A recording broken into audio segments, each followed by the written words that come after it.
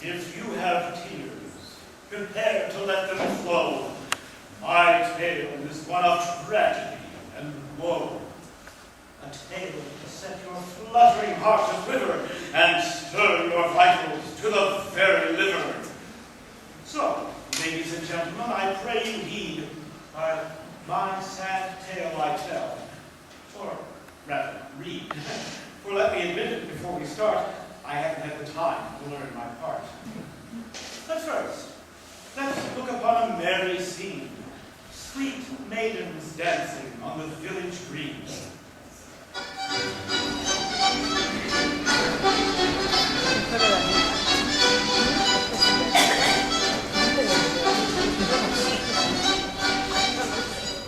What grace, what beauty, what a charming sight! But who is this with sparkling eyes so bright, supporting on one arm her ancient granny? What is your name, sweet maid? My name is Fanny. It's Fanny, 17 years old today. Let's wish her joy, cheer. Happy birthday to you. Happy birthday to you. Happy birthday, dear Fanny. Happy birthday to you. Sweet Fanny's shy, as modest maidens are, but with a blush she softly answers, Tom. But who is this blue-eyed, well-favored youth, his face aglow with honesty and truth, as strong as Samson and as proud as Nero? It is, of course, young Percival, our hero. Miss Fanny, I am Miss Fanny,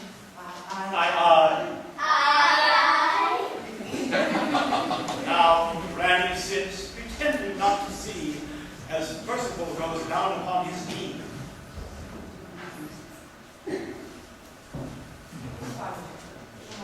Very hot. I wish. Listen. Dear Granny, are you ill? No, dear. Just a cold, but I have to go in, I fear. Yes. Oh, so what were you going to say? I'll gladly listen to another day. Servant ladies, for my very heart, I say, I wish I depart. The ladies start their footsteps to retrace, when suddenly before them, face to face, there stands a figure, glittering and tall. It is the young Sir Jasper from the hall. Aha! What have we here? Two ladies fair. Allow me to escort you. Sir, forbear, my granny's ill. The words are scarcely spoken, when like a tree, like gales and tempest broken, toward Granny sways, and swinging slowly round, clutching the air, falls fainting to the ground. Granny cries out, Quick, fetch some water! Hurry! but bad Sir Jasper doesn't seem to worry. In fact, he finds this chance too good to miss. While Granny's out, he tries to steal a kiss. Fanny quickly puts him in his place, and while he smacks his lips, she smacks his face. Her cries are heard in time of greatest need, as Percival returns at breakneck speed. He's nearly rendered speechless by the view. A, B. Oh. You! Come, gentlemen, there is no time to fight. We must get poor old Granny home tonight.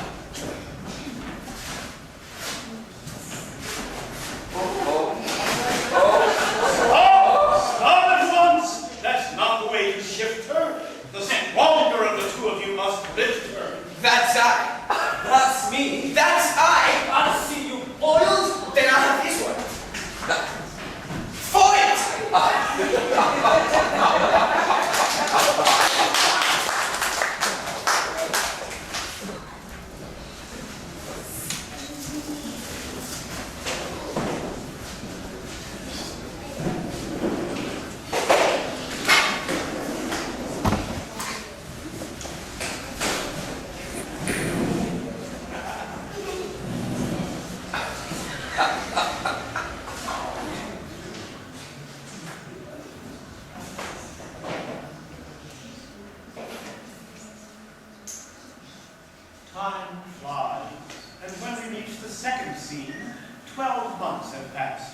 and Fanny's now 18.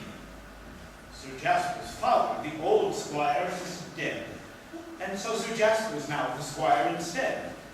His cruel deeds, his villainy and pride are soon the talk of all the countryside.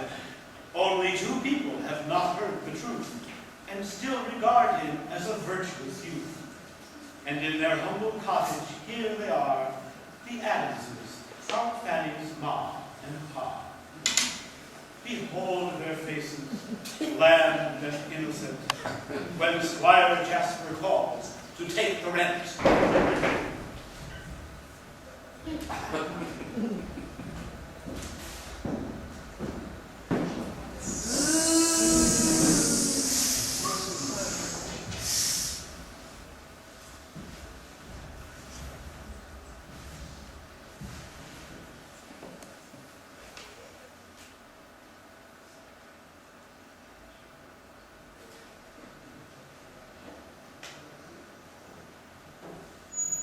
The squire speaks as mild as milk and water.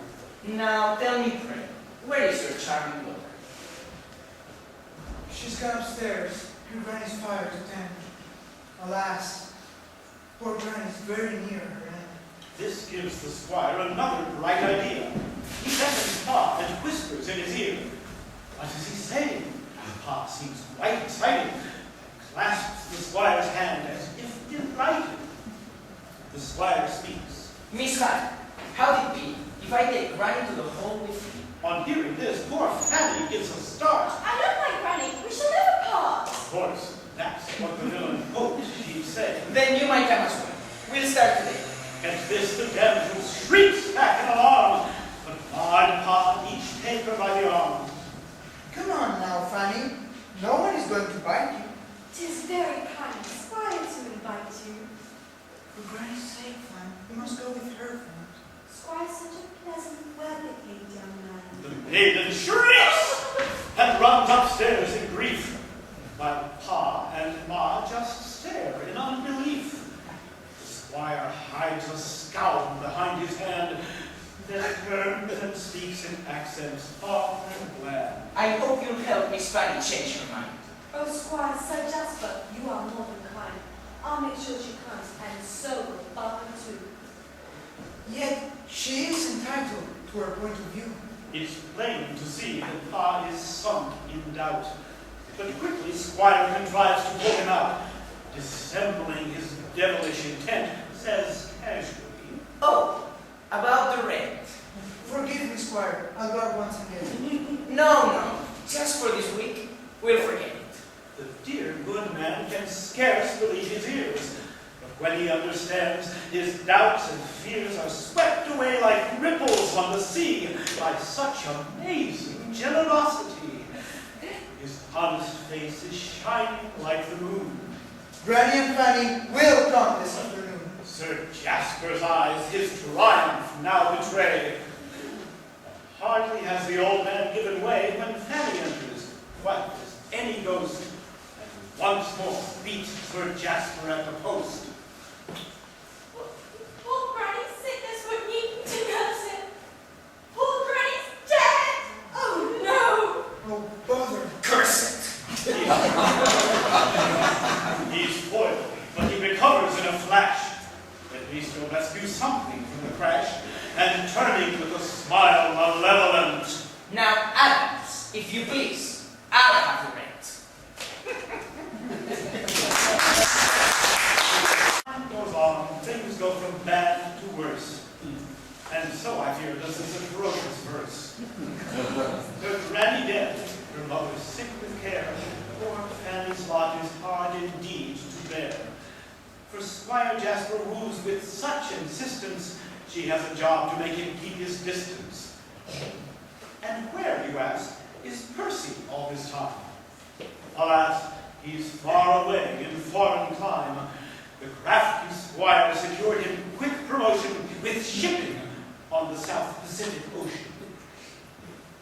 And now it is the merry month of May, when once again the maidens are at play.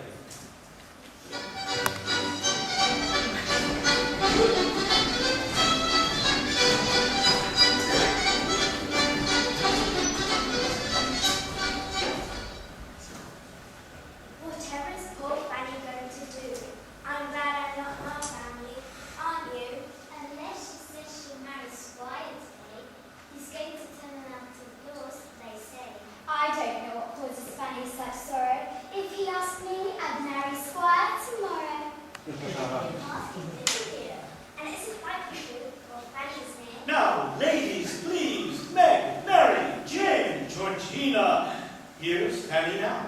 Pretend you have not seen her.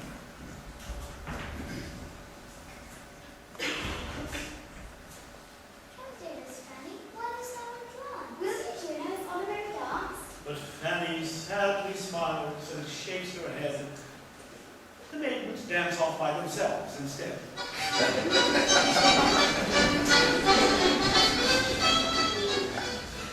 Fanny soliloquizes in this vein. If only Percival were here again, then would my trouble cease. She gives a sigh.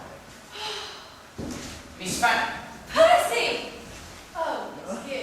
'tis I. Proud maiden, marry me, you surely shall.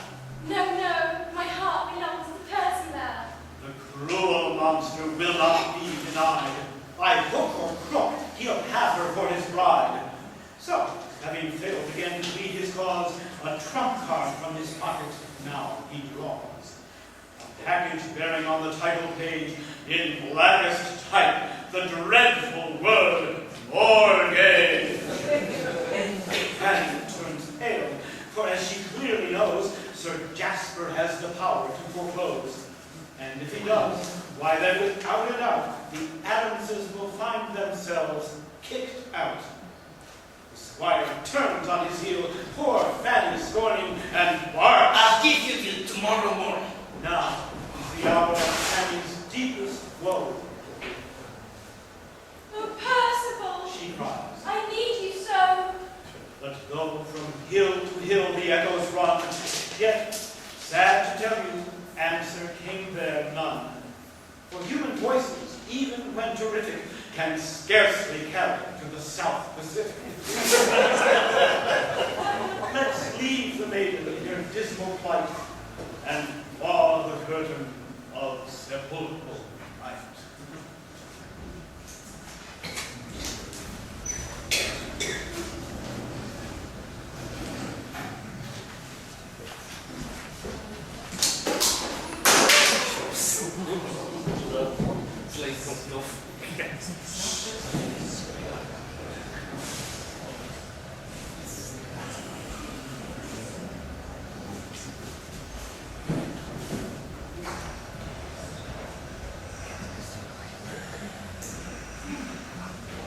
We come now to our final scene next day.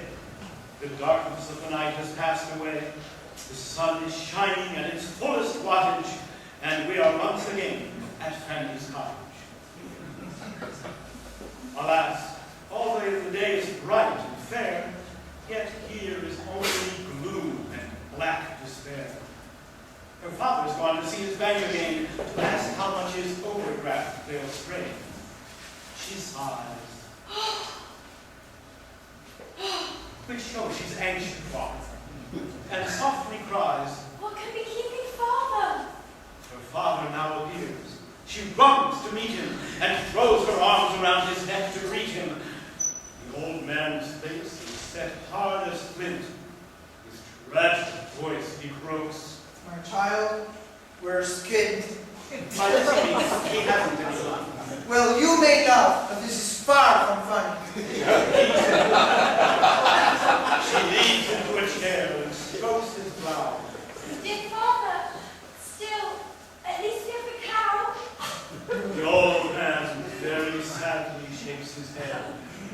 Alas, my darling child, the cow is dead. Poor Fanny at this news is in despair. She falls upon her knees and tears her hair. Her mother now appears, thin, weak, and ailing. And when she hears the news, joins in the wailing. Old man and daughter both cry even harder when mother says, There's nothing in the larder. all three of them are now weeping sore, when suddenly a knock sounds at the door. They huddle, frightened by the dreadful din. Mr. Adams feebly calls. Come in. The squire appears from silver-plated car. He curls his black mustache and replies. The mortgage on the table now he throws. No words are spoken. Everybody knows exactly what he means as, head held high, with folded arms, he waits for his reply. Now Fanny looks at Pa and Ma askance. Reproachfully, they both return her glance. Her face, poor Fanny, vainly tries to hide. Suddenly, a noise is heard outside. The sound of footsteps, followed by a knock. The door swings back. Prepare now for a shock. Never guess it in 1,000 years, but in the doorway, Percival appears. They stare as if a ghost had come to call, till Percy brightly cries, Good morning, all. They all express their inmost feelings. Percy! Well, blow me down. 10,000 curses. Percy! The damsel throws herself into his arms. This is not the end of their alarms, for Percival, before he can say knife, goes on. Please let me introduce my wife. They're all struck dumb, as through the open door they see a sight they've never seen before. Her curly hair as black as any Zulu. What Percy's wife has come from Honolulu.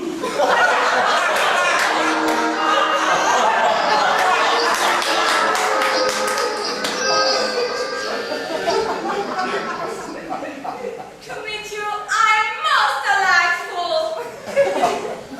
My friends, meet Princess Leaky Cookie Pot. Father owns 5 gold mines and a yacht. The princess grins in manner truly frightful and says, To meet you, I'm most delightful! now Percy's rich, he throws his weight around. How much? 200?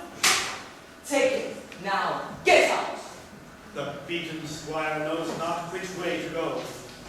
But Fanny cannot bear to see him so, for though it's true that beggars can't be loot choosers, their sympathy is always with the losers. We're safe! I've got my house! And I've got you! And I've got a wife, and all her money too. And I? You get nothing. Steady, Adams. I rather think he gets Miss Fanny Adams.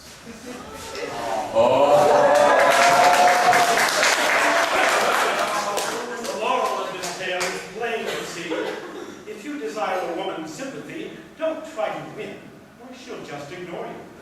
Be on the losing side, and she'll adore you. May all your troubles now thus be put to right, and now in unison we'll say, Good night.